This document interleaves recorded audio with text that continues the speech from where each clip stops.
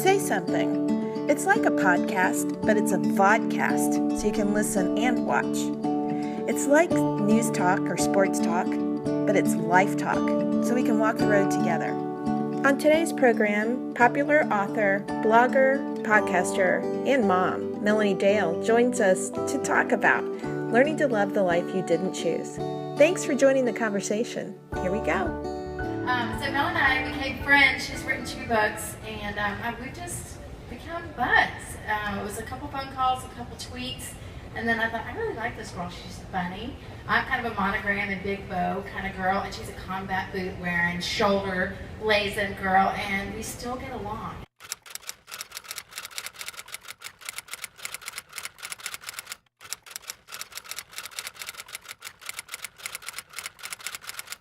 Well, I want to hear from you first. Just the first one was about friends and motherhood. Women are scary, which I just loved because it has cake pops eating each other, which is hilarious. The adventurous wars, and that was a funny take on moms and dating. So how did you get from there to opening yourself up about struggle? Because that was a pretty big leap to go from funny mom wars and dating to let's throw out my struggle. So how did you get there?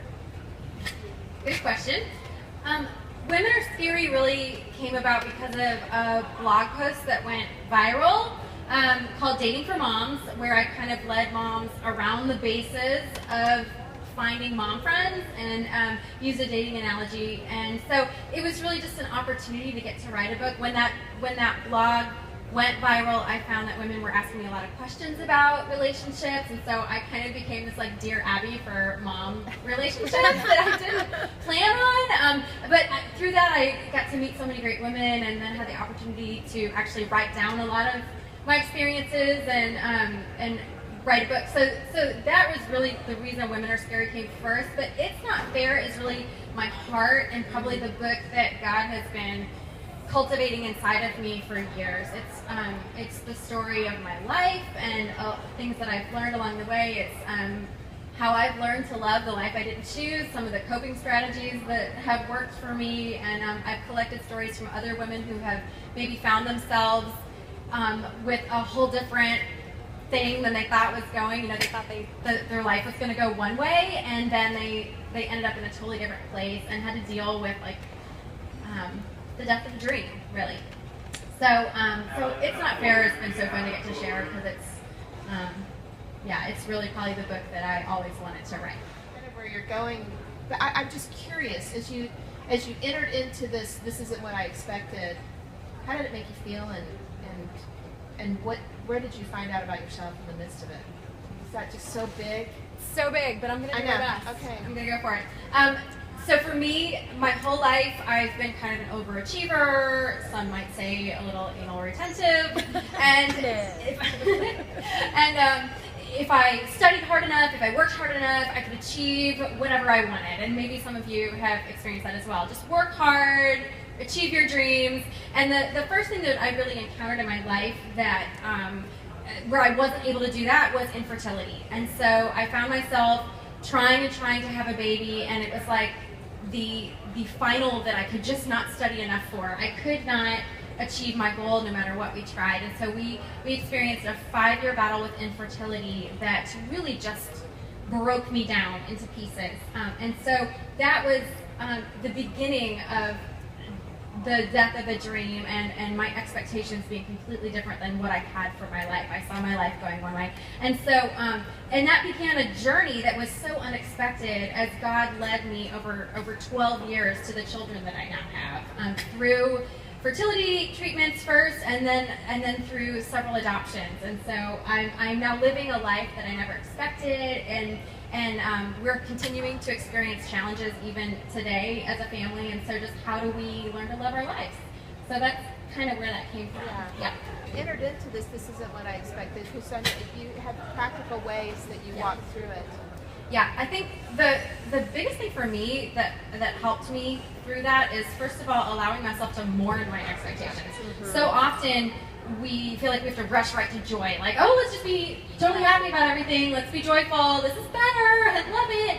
And obviously, we do want to love our lives, but I think it's completely okay to mourn the expectations. You know, it doesn't take anything away from my current life to take time to just lay down those dreams and to get completely real with the feelings that I'm feeling through that loss of expectations. So whether that's total rage or incapacitating sadness or hysterical laughter at the worst possible moment where you're like, where is this coming from? Just to be able to go through that process of mourning your expectations before you can move on with your life.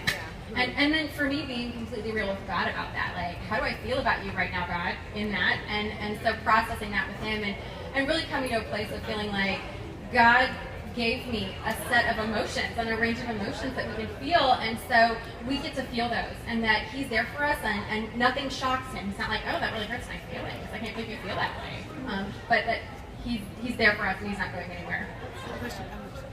Raise your hand. She did raise her hand. Imagine that. I have a question.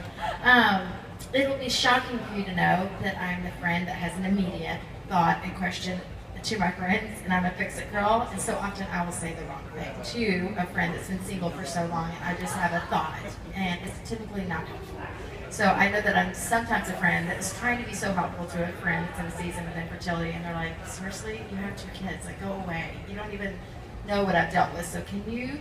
And you had some funny things in the book about this. Like, where were some of the things that were not helpful to you as friends, and then what are some things that were helpful? Like, what friend? And I know in some seasons I've had friends who are like, there's nothing you could have said that would have helped me. I was just mad. I was mad for a season, and anything you could have said, I would have rejected because I was hurting.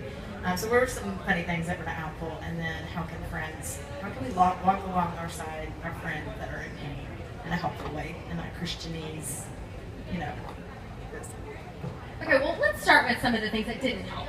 And no matter what you've gone through, I'm sure you've experienced those people who like want to like bumper sticker Christianity you, or just they want to just solve it in a tweet or something. And so I think my favorite was a guy that asked me if we were doing it wrong. Yeah, that was helpful. But people would say you just have to have faith, and for me that felt like such a burden because I had faith, but you know that wasn't. So then I started to question my faith, and well, wait a second, do I have enough faith? And what is enough faith? And how do you just have faith? And so that was hard to hear. I think God's timing is perfect was difficult for me to hear because I thought, well, what does that mean? Does God not want me to have a baby right now? Like it doesn't feel perfect in this moment. And that's not me questioning God's timing. That's just me going, I don't want to hear that from you right now, trying to solve my problems. So I think that there are things that we naturally say, well, this is just God's perfect plan for your life, and well, it doesn't feel perfect in the moment, so that's not something that's helpful to hear. Or what have you done wrong? You know, like what's the perfect oil that you need to use, or the perfect diet that will make it all better, or whatever. So you constantly feel like you're just trying to achieve these things, and everyone has advice for you at the time, and that can be exhausting for someone going through something. So in my book, I actually have a chapter called 100 Things You Can Do to Help Someone, because I was like, well, what are some things that we can do? And I collected ideas from all the things that people have done for me that have helped through the years, as well as all the things that I've done for people. And I think we all feel loved different ways, obviously, so I tried to hit like all the different ways, you know. But I really think it boils down to just showing up and being there for someone. So rather than trying to say the right thing, just being like, this sucks. This is just really hard, and I'm sorry. And just show up. Bring a latte. and just sit. I like to give people a fuzzy blanket because it's like a hug, even after you leave, that they can just wrap around them. So, I think just show up and shut up. We struggled with infertility as well, and my favorite was always, well, as soon as you stop trying, that's when it's going to happen. It was like, really? It kind of does take something, doesn't it? Well, I know it was hard. Aaron moved here from Ohio, and I think it was hard because there are a lot of hard things that hit life, and so I know that was a challenge for you. That was, and that is a great segue into what my question is, because I love what it says here on the back. This book is an empathetic groan of our collective unfairness. And then you go on to say, this book is about us sitting down together in our shared mess. which is similar. Kay always uses the phrase, thanks for walking the road with me. And that's something that resonates with me too, just women really coming together and being in community and helping each other along. So I'd love to hear you talk about that and just, what did that look like for you and how was it helpful?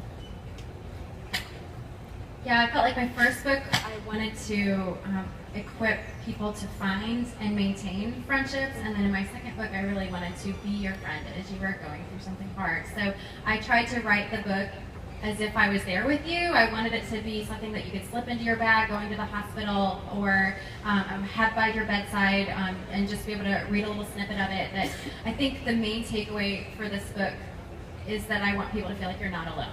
Yes. And whatever you're going through. I've collected stories from women going through all kinds of things, so that whatever it is you're going through, that you're not alone. And one thing that I learned as I was writing it, I started off writing it, and this is going to sound horribly naive, but I really was like, oh, I've learned to love my life, and you can too. And it was yeah. Was that the name? No. Wouldn't that have been funny? We are not doing that.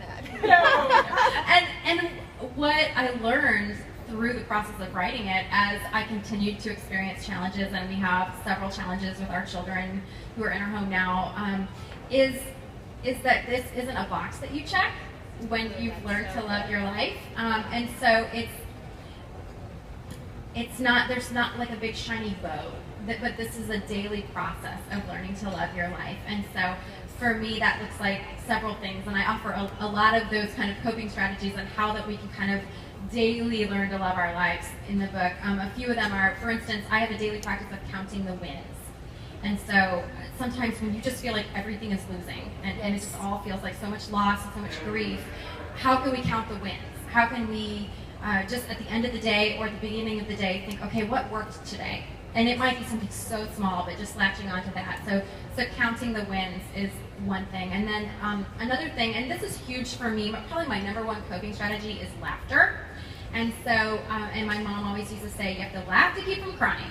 And we do a lot of crying too. I love crying. Crying's awesome. But and throwing things, and I talk about my swear shed in the book. I'm a big fan of that as well. Yeah. Some people have a prayer closet. I do not. But yeah, swear shed.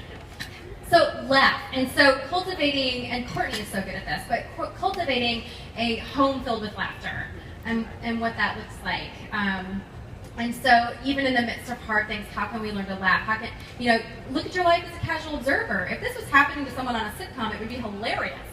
So just for a moment, can I pop out of my life and think about, okay, this is hysterical, and let's mine the funny moments out of this. And then identify the grace bearers, I think, is another thing that's been important to me. The safe people in your life. Yes. It's like, if you've got all these people saying all the wrong things that are just making it worse for you, like, let's look for the people who are just wanting to bear your burdens with you, who are the safe people that you can just kind of be a mess and fall apart with. And then I also think finding professional help is extremely important, and I'm like a huge fan of therapy for everyone. Just everyone get some therapy. It's fantastic. And then finally, I would say that the last thing is fall apart with God. And I think I've learned that from King David, reading through the Psalms in the Bible and just realizing this man is an emotional wreck. And I love him so much. Like, he is my emotional Bible muse. And so as I just read the Psalms of King David, of like going, wow, it's okay to fall apart with God. And if you're in a waiting season, to scream like, how long, oh Lord, how long must I wait? And to just let all of that out instead of trying to act like you've got your crap together all the time. I have another. One of the things that we talked about today at my house with her is just, I just have this fear, love fears, but that my pain is not okay to share because it's not as important. And so maybe my pain is moving twice away from my family, and that feels really hard. And so, but I look over and somebody's dealing with something so major. Maybe they have a cancer diagnosis, or maybe they lost a child. So I'll look over and go, well, that moving isn't that hard, and then they've lost a child. And so I start comparing, and I just want to be quiet. And so I think that we talked a little bit today about like, okay, well, pain is pain, But I also want to get perspective and look around and say, I should be grateful. My kids are alive and they're healthy, and so that's a good practice, is to get perspective. But it's also okay to share when you're hurting. And so there's a difficult balance there. And I also sometimes I feel like I'm waiting for the bomb to drop, like something major must be coming my way because everybody else has something major happening. So can you help me with the I worried about the same thing when I was writing the book, that people would want to throw the book across the room. Like, this woman doesn't understand life. Her life is so cushy, what could she possibly know about my pain? And so I do have several disclaimers at the beginning, because people experience a range of things. And I never want to presume that I understand someone else's pain that they're going through. But the thing that gave me the boldness to go ahead and write my story and to talk about this idea of suffering is that I do think that there are some commonalities that we share, even if someone's thing seems so much harder than what we might be going through. Our Heavenly Father cares about all of that, and we are so precious to Him. And we were talking about earlier today, like, I think about, again, my dude King David. Like, he spent how many Psalms crying out to the Lord, and God was never like, okay, dude, you know what, you're king, like, you live in a palace, you're fine. You just need to lock it down. You're going to be just fine. Like, he never did that, you know? It was like David lamented for, like, the hugest book in the Bible, and God never shut that down. Like, he's a man after God's own heart. So I think that gives us permission to be able to lament and cry out and acknowledge that it's not like we're being graded on a curve or something. And yeah, That's great. Yeah. How do you reach out to help in those that could be a practical thing that does maybe involve action? And let me tell you, I get to sit beside, because I do think it's important to sit beside for a while and just sit. But I am curious, because it makes my heart sad. What I think, I mean, everyone is going to have a different answer to that, and so when I'm not sure what to do, I ask. Just So ask. you And ask them and yeah. say, what can I do? Yeah, let the other person guide you, and so just ask, what can I do, and listen, and people are going to have different things, and then if they don't say anything, then you can just pick something.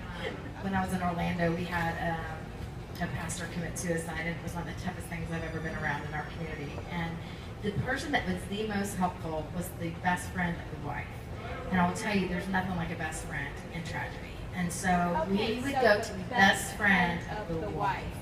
And instead of going to the wife, going to the mom. So instead of like getting one step removed from the family, and she was like the gatekeeper to everything. And so she would say, okay, we've opened the refrigerator, the freezer, and so-and-so's house, not at her house, so-and-so's house, one step down, just staying filled. Everybody just keep it filled. Okay, on this day, we're needing pickups or whatever. So she just ran point on all the needs, but no one was allowed to contact the family.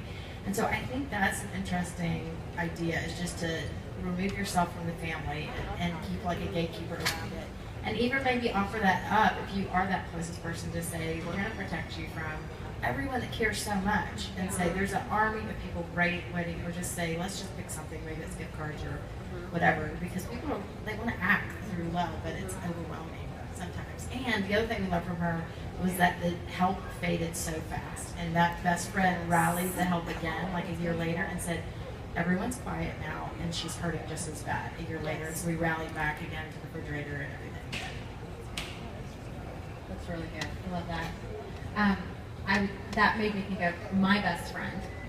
We had something very tragic and earth-shattering happen in our family back in the spring, and my best friend, my love language would be quality time, and she dropped everything she was doing, 4 kids, in sports, so much, and she showed up at my house and spent the whole day with me.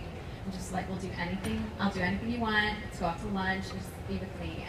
And for me, that's exactly what I needed. And she asked me, and so she asked me, she had an idea, and she just ran it by me first. Hey, I'd like to come spend the whole day with you, and just be there with you. We'll do anything you want. Are you okay with that? And I was like, yes. And that was good. But I would not have wanted that from everybody. Right. So the best friend does. She's the gatekeeper, and she also can pretty much get away with anything. So my question is more just on the other side. I think everyone can relate to having an idea or a dream or something that they think, is going to play out in a particular way, and then it doesn't. And it sounds like, you've got some really great coping mechanisms for that. But, then we all live on the other side of that too, where either eventually it played out, or it just played out in a different way. So I know for you talk about your fertility struggle, and I know you have children now. So what about the perspective on the other side, and what has that done for you? That's the thing that I think I've learned the most through writing this book is there is no bow sometimes on the stories, and some of the things that we are dealing with our children now are never going to go away. We've got some very significant diagnoses for our kids, and some really just hard things in our home that happen daily. And so it is just a daily practice of learning to love our lives. I was infertile, and then I had children, and I thought that was the end of the story, and yay, God, how awesome! But in fact, life is still very difficult, and so I know for so many people with their stories, they're dealing with things that aren't going to go away, maybe ever. And so I think we can learn to love our lives without the bow on them. Yeah. And my friend Fabiola, who was so wise, she gave me great advice about that like yummy candle that you have in the bottom of the drawer that's like too nice to use, that someone gave you as a gift, or maybe it's a bottle of lotion that's like super special but you never pull it out. But like, pull it out, light the candle, use the lotion, like that our lives may never be at this perfect place where we're gonna like pull out the fancy candle or pull out the yummy lotion, but we should just use it now. In the hard times. And so I try to take that advice for everything, that like, this is my no-bow life, and I'm going to just learn to love it where it is, and I'm going to celebrate it even in the hard times. Yeah. I was going to say, can you speak, because I'm sure there's a lot of people out there that are I feel like given that, like, I can't get off the couch, and you speak about that in the book. Can you talk to that, I don't want to get off the couch? That was basically my 20s. My 20s are spent on the couch in a full-out depression, and I didn't even realize how depressed I was. And I do think that through that, I've learned when I feel myself drifting back into that, because that's happened even over the last year of feeling myself drifting back into that, of like now putting things in place to help me get up in the morning. And so some of that is finding professional help, finding the safe people in my life that I can go to, be like, hey, I'm really struggling right now. And so looking for the ways that I can keep that from happening again, because I really did lose several years of my life of just wallowing. And I don't see that as, if you're currently having a hard time getting off the couch, I understand that. And I think that is very valid. And so we do need to be gentle with ourselves. We need to let ourselves feel that. But then looking for ways that we can kind of coax ourselves to keep going. And so for me, it's some of what we talked about, of just the little things of lighting the candle, using the yummy lotion, taking time to count the wins and find those safe people, find help. And so like I have my regular therapy sessions set up for myself now, because I know ahead of time, like, I'm going to need that, my brain needs that. And so even in the midst of the difficult things we're going through, how can we take care of ourselves as we're taking care of everyone else in our lives? I think that's so important. The physical and the spiritual part of taking care of yourself. Yes. I just thought of a funny story looking at you, but one of the things I've loved is almost like a challenge is learning my friends. And this is going to sound like patting on my back, but almost like the love languages thing. I'm better at this with my friends than my own husband, but knowing what will make them laugh in their sorrow has been so fun. But when you were having, I don't remember when you were having like a down the dumps moment, it's just sending her ridiculous photos. What were you texting about? Okay. My love language is funny memes. Oh, just ridiculous pictures. But I just think knowing that like a really inspirational photo or quote or scripture is totally going to work for one friend, and the latte is going to work for another. And I think that just takes time with different friends. And I think we all have different roles that we play in friendships. And so, for instance, I had a friend go through something really difficult with one of her kids last year. My role in that was to send her a funny dog meme every day. Like, she loved dogs, and so I was not the friend sitting with her in that. I did a little bit of that, but she had other people doing that. I was funny dog meme friend.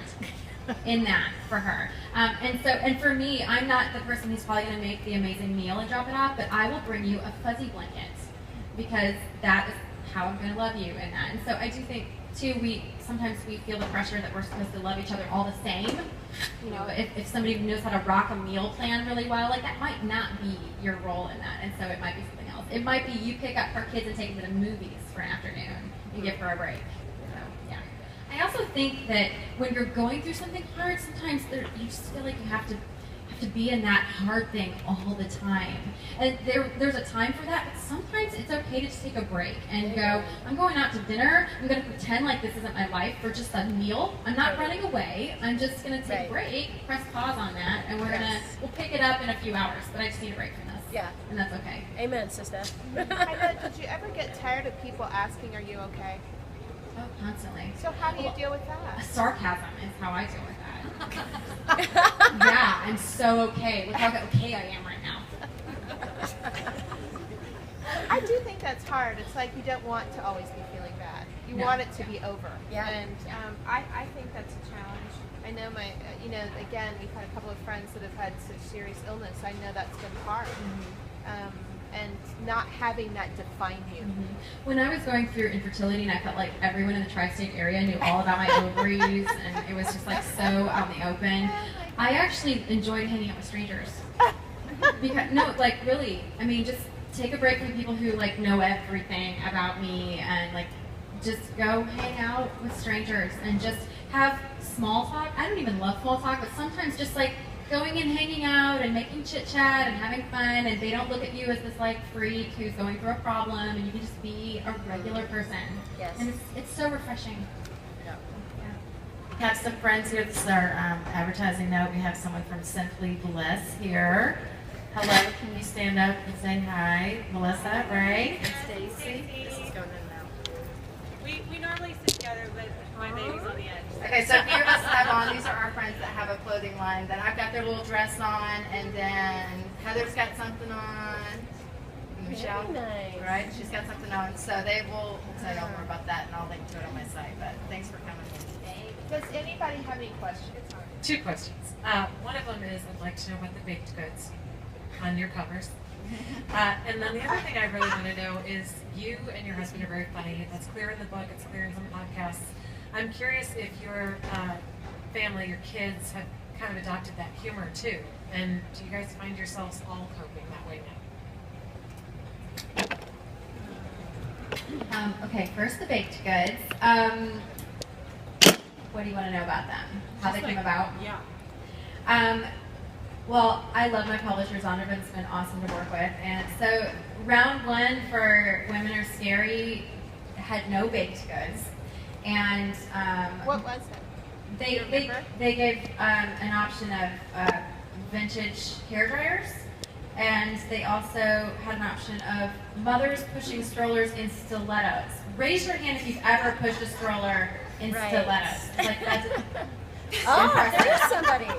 Right? Hail to the chief. And she has real cute boots on too. She does. She does. Very cute. So I was like, nope, that's not going to work for me. And so my husband is a graphic designer, and he had the idea for the cake pops. And then my best friend was like, well, one of the cake pops should be biting the head off of the other one. And so we sent that idea back off to Zondervan, and they created what ended up happening. But they weren't convinced, so I was like, well, can we have a contest on my blog? So I got to put all the choices on my blog and have my readers vote, and so that's how it was. Cake Pops won by a landslide. And I had a couple people say like, well, I feel like that image is kind of violent. I was like, okay, well, this is just a good filter. If you hate the Cake Pops, you probably won't like my sense of humor. So, and then with the second book, they sent me several options. All of them were great, but when I saw Named Cookie Man, I just was like, yes, Zondervan just gets me. He had that perfect sense that there's a little bit of funny to him, a little whimsy, and also he's just clearly been through something hard, you know, and he needs a hug, and you just kind of want to be his friend. And so, yeah, that's how that happened. And the funny thing is, I'm kind of gluten-free, so I don't even eat baked goods. I just, yeah, it's like, maybe it's like being a vegetarian, maybe, you know, like, I would never eat you, Cookie Man. I love you too much. Maybe there goes the not fair. That you can't eat the cookie pie. People kept giving me cake pops, and I was like, Thank you.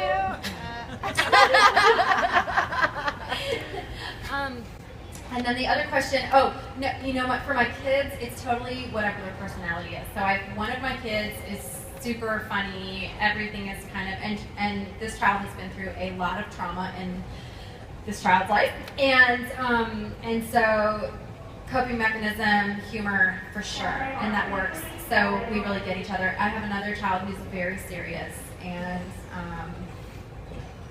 that's okay. And so I think that we're good for each other. So I think hopefully some of my husband's and my humor is rubbing off on this child. And then I also think kids teaching me how to take life seriously sometimes, because sometimes things are serious. Yeah. So.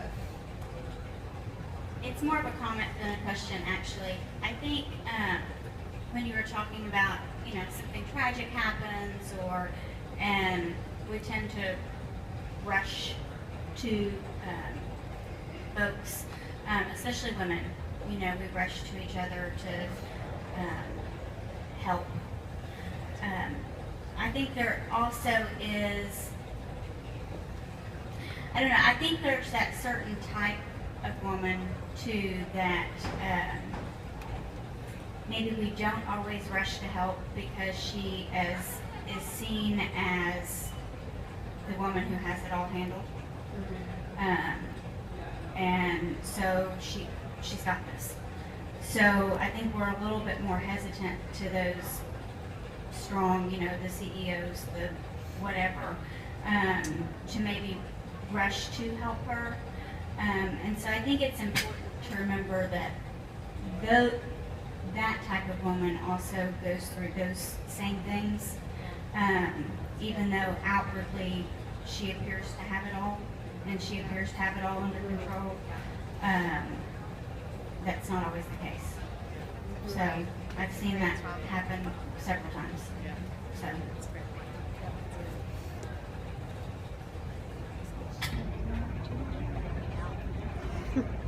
That is a really great point. Thank you so much for sharing that, because it's true. There's some people who it's very hard to accept help. Yes. And so sometimes it's painful to try to let somebody help you. So that's very hard for me. Yeah. And so it's not I don't need it or anything. It's just hard for me to accept. Yeah. So you have to kind of know those people. So. And I think that probably plays into it too, is that, like those women that are perceived as more powerful. I mean, they're not used to accepting help. So I think that's probably part of that too. That's a good point. I think a lot of times those are the fixers. Like they're the ones that always go in and help. Mm-hmm. Do you know what I mean? Mm-hmm. And so it is very hard. And I think that's hard personally, and maybe that's, on the other side of it, something we all need to be sure to work on to accept the help. Mm-hmm. It means so much to the person giving it. It's like we were made for relationship, and it's really important that yes, and yes. I just wanted to say something you brought up that I think is so important, because I have family members going through cancer. We lost one, and they're married, and we're losing the other one, and just that idea of taking care of, like, my Sunday school class doesn't take care of them, they take care of us, and that's such an amazing experience. But the greatest gift people have given me is sometimes to say, can we go out and not talk about cancer? Yes. And I'm just like, yes, let's go out today and not talk about cancer. I would love to do that with you. Yep. And sometimes I think just giving that person that break from the whole experience and giving permission to not even be allowed in that room was such a gift to me in the midst of it. So I love that you brought up that second tier, and then giving permission to just not talk about it. And then the thing that I think still is the hardest, I love that chapter on what not to say. I think sometimes we do have to think of, okay, what are we going to say when somebody says something to us that just kind of takes the wind out of our sails? And so I was kind of wondering, how did you come up with how to respond to some of that as it came at you in the midst of the struggles you faced? So. Some of it is just experiencing it in a negative way and going, oh, that didn't feel good. And then I do think that I've made all the mistakes I talk about in my book. So like, no one's perfect. We all put our feet in our mouths. And so I had fun in a couple of chapters of talking about like things you should say if you want a good face punch. Because we've all experienced that, right? But I've also deserved a face punch as well from time to time. And so I do think it's just being in relationship with people and figuring out like, oh, that did not feel good to receive. And then also going, oh, I should not have said that. I'm so sorry. So that's probably how I came up with those. I think there are some common things like, God doesn't give you more than you can handle. What? Well, then I'm amazing.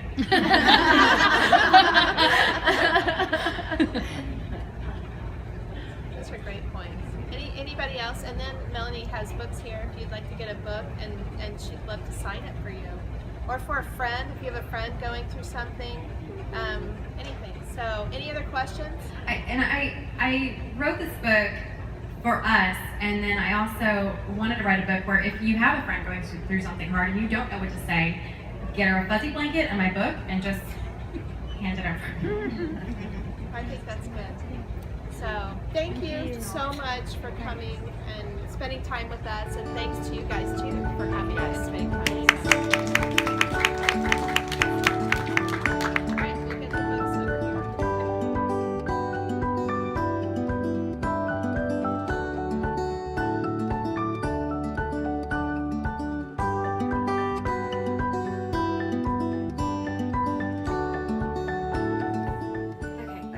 We're guessing. This is Melanie Dale, and we're going for 2 truths and 1 lie. Although I don't think you can lie. I can't. I'm so bad at lying. Okay. I played the clarinet in high school. My grandfather told me that I was related to Pocahontas. And I've been to Denver 6 times. You've been to Denver 6 times? There's no way you played the clarinet. That's what I'm thinking. What do you think? I don't think she's been to Denver 6 times. Why would you go to Denver 6 times? Are you counting flying through the airport or actually being in Denver? Boots on the ground. All right. Combat boots on the ground. In fact. All right. Which one? I think clarinet. Yeah. All right, the clarinet. We think you're a liar about the clarinet. See? I'm so bad at this. I played the viola. I can't lie. But you are like Pocahontas. Yeah, I know. I'm actually not related to her. My grandfather was lying. Oh my gosh. All right, 2 truths and a lie with Melanie Dale. Thank you.